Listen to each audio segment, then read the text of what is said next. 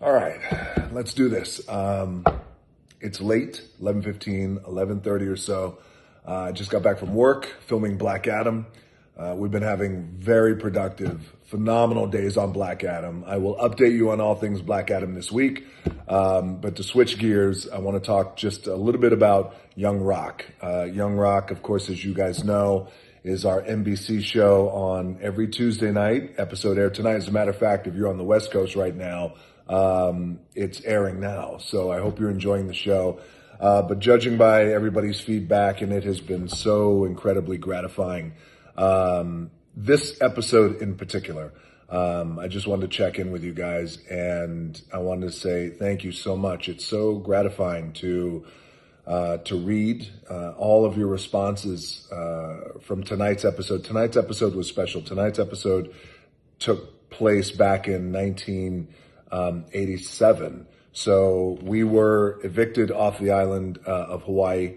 So when we were kicked off the island, I was forced to go to Nashville, Tennessee. When I was in Nashville, Tennessee, I had no place to live. So I wound up living with a guy by the name of Bruno Lauer, who many of you wrestling fans know him as manager extraordinaire Harvey Whippleman. You're like, what? Crazy history. So I had no place to live, so I wound up living with Bruno in a little motel room. Anyway, I lived there for a little while, and we all, myself, my dad, and my mom, we were forced to leave Nashville for a story I'll share down the road.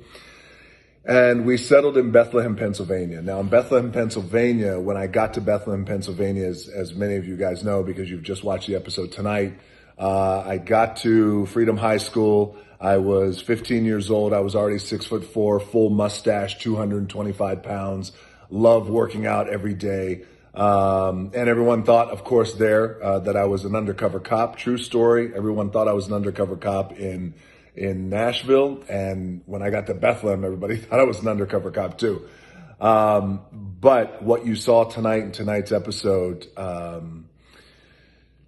you know how sometimes in life a moment happens that's so defining that actually changes the course of your life. And when you look back on something and you go, if that thing hadn't happened, I wouldn't be the person that I am today. So when I got to Freedom High School, I already had a chip on my shoulder. I had already been suspended for fighting. I had already been arrested within the first month of getting to Bethlehem. I had to go to the bathroom. I had to go pee. And I said, well, I'm not going to use the regular student bathroom because it smelled of smoke and it was just disgusting. So this is my first or second week in Freedom High School. I went to use the teacher's lounge, their bathroom, because, well, it's super clean. So I went in there and I used the bathroom. So in comes one of our teachers who's also one of our football coaches. His name was Jodi Cwik.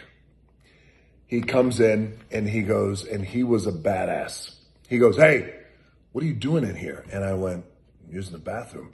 And he goes, you can't be in here. Get out of here. And I looked at him. Now, again, I'm 15 and I'm new in the school, new in the area. And everyone knew that I was not an undercover cop by this point because I had already been in trouble. I'd been suspended for fighting. He goes, you can't be in here. Get out of here. And I looked at him and I said, I'll leave when I'm done. And I continued to wash my hands. He got so pissed. He said, you get the fuck out of here now. I'm sorry for cussing. He banged the wall. He had a real temper. I kept it cool. I continued to wash my hands, and I just looked at him. I was dried my hands off. Now he's steaming. As I walk by him, I give him a little brush. I give him a little brush. He's so pissed, and I keep walking. Now later on that night, I realized that, wow, I felt really bad about what I did, because I felt like it was a really poor representation of actually who I felt I was. And I just wasn't that kid. Even though I acted like that, and even though I had gotten in a lot of trouble and was arrested multiple times in Hawaii and for getting in trouble and things like that, I felt really bad. So the next day I went to find him and I went to his classroom and I said, hey, can I talk to you? And he was still pissed.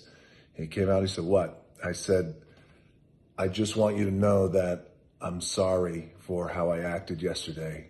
I said, I was a real asshole. And I just want you to know I'm sorry. And that's it. And I extended my hand. Now, the door's open and I'm talking to him in the doorway and the other students are just watching. Everybody's watching. And he looked at me and he looked at my hand. Now, I had my hand out. I didn't move it. And he looked at my hand and he looked at me, looked at my hand, and he left me hanging. But then he shook my hand. And then when he shook my hand, he said, thank you. And he was a real gruff guy. He goes, thank you. He shook my hand and he was really shaking the shit out of my hand. I'll never forget it. He was shaking my hand hard. And I went to pull away and he held on to it. And I was like, shit. I think he's going to swing on me right now. Like, I think I got one coming. I got the receipt coming right now. Here it goes. I was like, I earned this one. I thought I was going to get decked. He held my hand. These words that he said to me completely changed my life. He said, hey, I want you to come out and play football for me. And I did not expect him to say that to the last thing. I thought I was going to get hit. I thought I was going to get decked. I said, what? He goes, I want you to come out and play football for me. And I didn't even think twice. I said, okay. And that was it. And then we had a couple of conversations after that. And he goes, look, I just feel like you have some potential. I have never even seen you play. I don't know if you can play.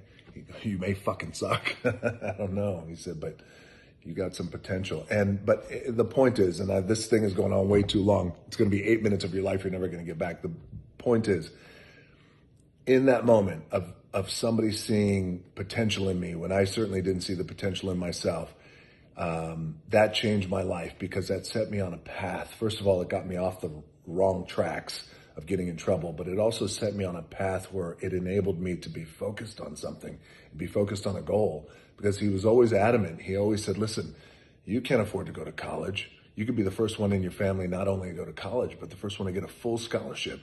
He goes, there's going to be a lot of schools up here, Penn State, Pitt, you name it, all in this area. They're all going to want to come and see you play. I got lucky enough. It just so happened that colleges across the country thought that I had a little bit of potential. So they all recruited me. And then, of course, I wound up at the University of Miami, the U, best school in the country. But the bottom line is that guy changed my life because he gave me a second chance and he believed in me. As a punk kid, I had no business getting a second chance from him. I was a complete asshole to him. But he saw past that, and for whatever reason, and I think it was he saw my potential through my apology. And so he did give me a second chance. So I believe in second chances. You saw it tonight in tonight's episode, and you see how him giving me a second chance changed my life. I went to the University of Miami, and the rest is, as you guys know, history. So thank you for watching, Young Rock. Thank you for all the amazing comments and all the amazing feedback, especially tonight for tonight's episode, to the Cwik family. My coach, Jodi Cwik, he's no longer here. He's walking in the clouds. He passed away some time ago, but he was always proud and he was always my biggest fan. And I was always grateful. And I will always forever be grateful for him holding onto my hand and not letting it go and then seeing my potential. So I'm going to pour a Terramana toast, of course, to Coach Cwik, who is watching now from the heavens. He's like, you're goddamn right I'm watching. Thank you. Thank you, Coach Cwik, for seeing the potential in me and for giving me a second chance. And one cool thing, and I know this is going on 10 minutes and I got to get to bed. I'm keeping you guys way too long, is the dude who I was forced to live with when I had no place to live in Nashville, Bruno Lauer, Harvey Whippleman, known to the wrestling world. He had a cameo in tonight's episode. He was the one who went, "Go Eagles!" And, and he made his big debut. So this one is to Bruno too, man. He took me in when I didn't have a place to live. And that always meant something to me, which is why we're very close friends today. So Bruno, thank you. And of course to Coach Cwik, thank you for giving me a second chance. I love you, brother. Thank you. All right, guys. Thank you for enjoying Young Rock. And thank you for making NBC's biggest comedy this year. It's awesome. Thank you, thank you, thank you. Cheers. All right. Well, I got a half a bottle of Terramana. I'm probably going to be in the next couple of hours. All right. Cheers.